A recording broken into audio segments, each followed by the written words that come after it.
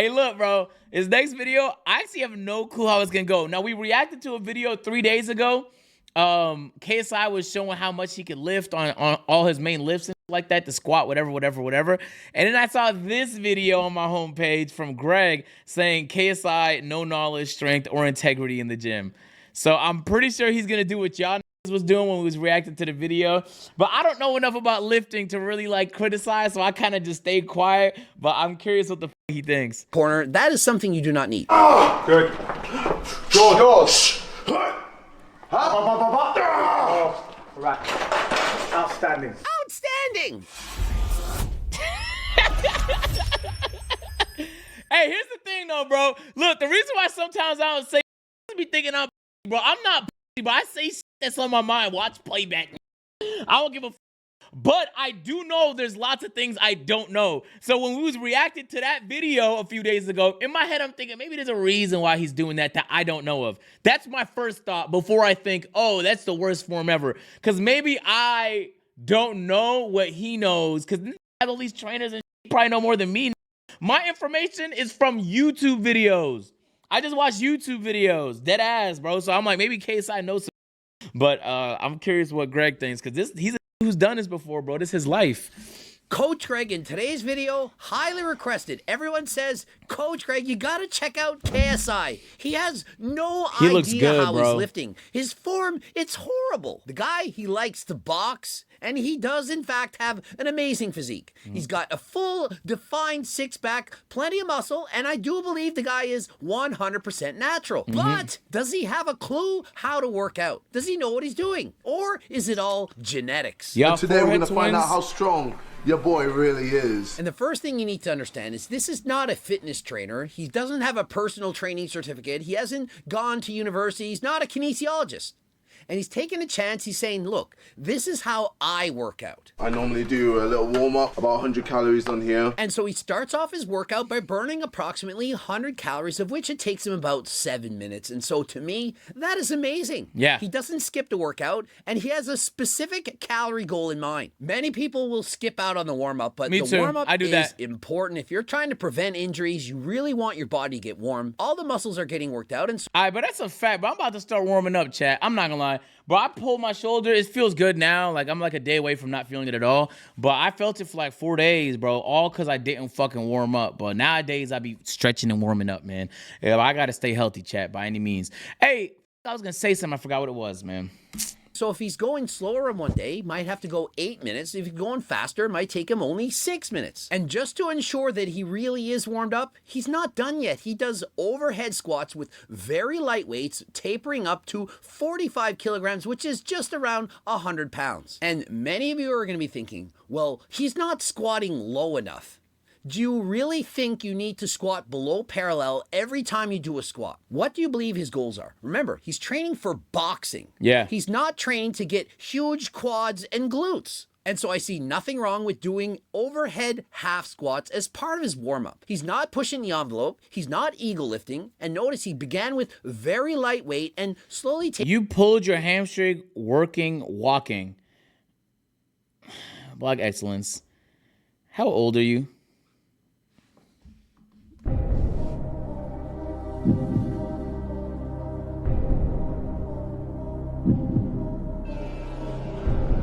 Answer the question, bro. How old?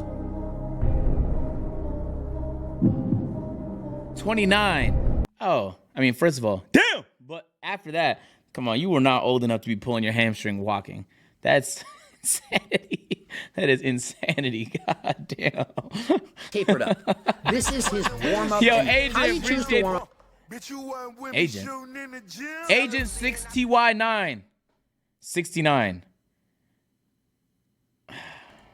Up to me, that is up to you. All right, these are front squats. I'll watch it after, Iraq. I'll watch it after. He's trying to develop more of his core. Front squats are a great movement, but for most people, very difficult to do. Yeah, and so if your goal is simply muscle hypertrophy, you're going in the gym to build an aesthetic physique, it's likely not the best exercise choice for you. But remember, he's a boxer trying to have a tight core, and he doesn't really care about having massive quads. What they're working more is on explosive strength and power, and not having a full range range of motion throughout the movement. And so although many people are going to be critical, saying, how in the heck are you squatting that? Those are half squats, quarter squats. Does he really need to squat to parallel in order to be a great boxer? The answer is no. How often during a boxing event are you halfway down? Never. Only if you're getting knocked out do you ever go halfway down, and so to squat that low, it wouldn't be of much benefit. In using the principle of specificity, your movements should resemble those of the actual competition. This was all time, bro. I was like right there, man. So in a boxing match, you're typically not squatting or bending the legs more than about quarter of the way down. And so does it make sense for him to do full squats? No. Jesus, I'm strong, you know. Dylan's wrecked. He's getting destroyed. Now, although he does have the energy of Jesse James West, the guy's amped up. He's not practicing safe sets. After all, where are the collars? And when's the last time you saw a guy doing front squats with one person on each side of the bar with their hands right there? Why doesn't the guy have collars on the bar? And why are there no safety bars on the side of the squat? But there's two niggas there, though. But it's not safe. But it's about safe as it fucking gets, though, ain't it? Nigga, I just hit a PR today with nobody in sight. I didn't even have the guards up. Bro, this is about, say, two grown adults. But this, come on, bro. It can't get safer than two grown adults. Stop it. If you can't get the lift, the safety bars are there for a reason. You drop the weight on the safety bars and you walk away. Rather than needing two spotters on either side of the bar with their hands clasped around that bar, what is the point of that? Oftentimes what will happen with a spotter on either side of the bar is if something does go wrong, say he hurts his back, trips or whatever, one person grabs the bar before the other, the bar goes sideways, and you're tweaking your lower back. I ain't think about that. It's not a great way to spot. The way to spot this is not with a person on either side. Better off with collars, having a safety bars on the rack, and having one spotter from behind just in case. Yes? It's okay. And so, unfortunately, 140 kilograms, we do not... That's bordering on harassment. In case. Yes? I'm joking, obviously. But I always feel uncomfortable when someone is, like, behind me like this, chat. I always feel uncomfortable because, like, if you bump into me like this, I'm going to be like, it's going to throw me off on the lift. Now I can't even think about this lift. Because I was already concerned about the lift, so I needed you. But now, like, your groin hit my ass, so now that's on my mind mid-lift. It's over, nigga. I might drop this shit and pull 16 different muscles. So I usually just put the guards up, to be honest with you. I'd rather have the guards there than a human being. Because if the guards are there, you can just duck underneath and drop the bar on the guards. I've had to do that before. And so, unfortunately... This nigga said, I'm becoming a personal trainer. Yo, hey, that guy, hey, FBI, look into that nigga. He's in the chat. His name is Flawless Izzy. He is a potential threat. We need to take care of him ASAP. If that's your reasoning, bro, like, yeah, you're going to have a yeah. Hey, bro. No, deadass, though. That's weird. No funny shit. That's weird. 40 kilograms, we do not see his knees, we do not see how low the bar is going. And as you know, you do not need to break parallel during a front squat, especially for a boxer. But half squat, that seems to make sense. But as he's going heavier, he seems to be cutting his reps a little bit shy, not going as deep on the heavier reps. And why is that? Well, because he's ego lifting. I did this with Ethan, and Ethan was better than me at this. Not anymore, fam. He just said it. Ethan used to be stronger than me, but not now. Now I can beat him. Now I'm better. I'm stronger. And so why? Because he's progressive overloading, but cheating the reps. He's letting his ego dictate the weight, and so I don't believe his form is as good as it could be. Good. George. Oh! Oh! Wow! Oh! But them knees buckled. Outstanding. Yeah, let's squat down, twist side to side, hover our way up, not go low enough. Outstanding, amazing. Yes, man in your corner, that is something you do not need. You don't need people telling you what you want to hear. You need people... I always get nervous about knees, bro. My trainer told me always push your knees outwards. And I have to think about it every rep I do because my natural inclination is to keep my knees in a little bit. And he said, yo, but your knees about to snap if you do that shit, especially on a heavy lift, bro. But like when you push your knees instantly, but them shit's buckling. This shit's screaming injury. Fuck, man. Fuck. That's my like biggest fear in the gym is injuring myself. Telling you what you need to hear. That's my That biggest was not fear. a really good squat. It was too heavy, wasn't low enough, form was not bang on.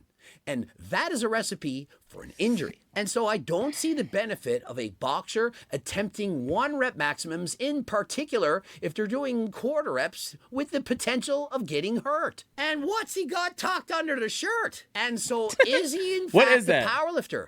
After all, I just watched him lift a 1 rep max on the squat, and now he's doing partials on the bench press. 3, 2, 1. Up. That's your bar. Down. What's this? This is 225 plus, these are what, probably 10s? 10, 10, 20, that's 245, that's 265. Work. Speed up. Easy. Fucking hell. Easy, guys. And on that day, Oh, those were 25s. not a single rep on the bench press was done. First things first, when somebody is holding the bar from start to finish, you did not lift the weight. You together lifted That's the good, weight. Shy. It was a team event. And so you just said a tandem 1 rep max on the bench. Yay. How much Oh, this nigga's cooking right now. Why is he on his ass? together lifted the weight? It was a team event. And so you just said a tandem 1 rep max on the bench. Yay. How much could you have lifted without your spotter helping you the entire time? We don't know. And so what is the point of setting a PR if the person's hands are on the bar? The last thing I want when going for a 1 rep max is somebody KSI dropped the video on this, but I gotta watch that after. Hey, Black Excellence, after this video, can you link it to me, please? touching the bar. I don't even want them hovering near the bar. And so do not interrupt a 1 rep max Is that by you? touching What the the bar, fuck? especially on the way down. You're there for an emergency. If the guy can't get it up, if the bar starts to go down, lift it up. Speed up. Easy. Fucking hell. Easy, guys. Is this a bounce it off of a springboard partner bench press challenge? What exactly PR did we see right now? 130 kilograms easy. Well, if it was so easy, why don't you try it without bouncing it off some spring-loaded mechanism underneath the shirt? Now listen, if he is in fact trying to increase his 1 rep max for board press, that's fine. But he should be pausing the weight at the bottom. When you do touch and go bench presses with a heavy weight and you're bouncing it off the chest, that is a very likely situation where you could pull a pec. And even more often, this occurs with Dead sloppy ass? technique, when you're ego lifting. And so leave the ego at the door. Pause the weight on the chest. Sure, you'll be 10 or 20 pounds lighter than you could have got, but imagine saving yourself an injury. How much are you going to lift after a pec tear? Stuff like this to help me, maintain That's a good-ass my point. body to make sure I don't get injured. And remember, he says, I'm just trying to maintain my body. I'm not Hold on, Black Excellence. I clicked the video.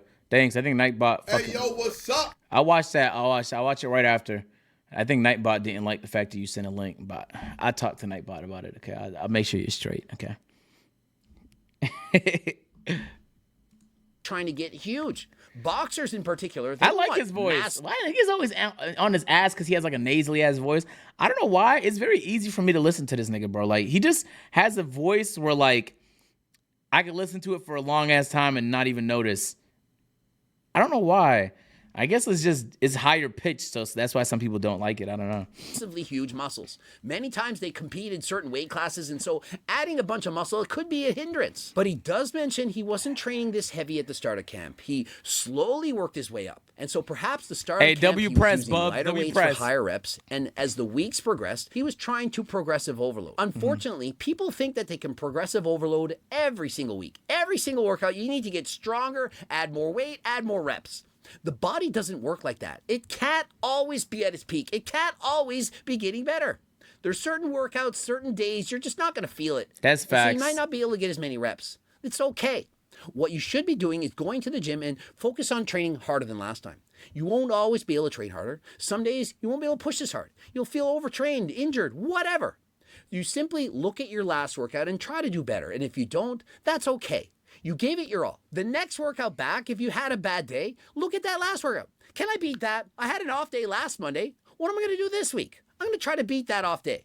And if you do, Yo, this guy is vain from like here to great. bro. You keep trying to progressive overload that way. If you always have in your mind you have to lift more weight or do more reps, well, what's going to happen is you're going to he break natural? form. Your ego, even subconsciously, is going to have you cheat the reps. You might swing more, bounce the weight more, not squat as deep. And so please, don't think you always need to get better and leave your ego at the door. No? It takes a lot more Damn. discipline to use the same weight or a lighter weight and lift with impeccable form, slow the reps down, increase time under tension, than it is to just bang out another rep using sloppy technique. Extra 20, just to make my life a little harder. And so on the chin-ups, those were not full range of motion. He's ego lifting yet again. Why are we adding a 20-pound That's not full range. What the fuck is full range? chains on when you're already struggling with no weight? And so do you really need to do 5 reps on each side? Why is it so heavy? Why are we doing such slow reps? Last I checked, boxers are throwing hundreds of punches in a fight. Does it really matter how strong you are on 1 rep? Or does it matter more how often can you throw that Niggas punch? trying to get a How knockout. fast can you recover? Hands on the can bar? you throw 100 punches in a minute? Versus, can you just throw 1 punch and This you're nigga's done? a top tier hater. For me, much more important to have explosive power, which is developed by using lighter weights for greater speeds, than it is to simply do 1 rep maxes. And he likes to finish off his workout with several sets of abs. And listen, the guy's a boxer. He needs to have very strong core. But Yeah. if you're just lifting for hypertrophy, you don't need to train your abs every single workout. Will you train your chest, shoulders, back every workout? Probably not. And so there's no reason to train your abs more than any other body part. But I went from training my abs every workout to not training them at all, bro. I got to get back on that shit. Hey, Dad, appreciate the bits. Prayers for DeMar Hamlin. That's a fact. I haven't checked up. I haven't seen how he's been doing. I'm assuming no update is good, though. And so I see nothing wrong with him showing his workout. Sure, it wasn't perfect, but the guy's trying. I got the He's link, honey. I got clearly the in link. amazing shape. I mean, check the guy out. Strips down, flexes the abs. Look at the body. He's very confident, has an amazing physique, and I do believe he's natural, and Facts. it's working for him. Now, it's not perfect. I would prefer to not see him ego lift so much and lighten the weights a bit, but aside from that, there's absolutely nothing wrong with him doing this workout. And considering he's doing the weights in addition to all that cardio, well, the results speak for themselves. Now, if you're like him, want to have an amazing physique, you're lifting weights and doing cardio, smell the a stack ad. I'd strongly recommend is All right, bro. I see the ad coming, bro. As a YouTuber, bro, I can... Oh, there's an ad on the way. I could tell, but I could fucking tell, buddy.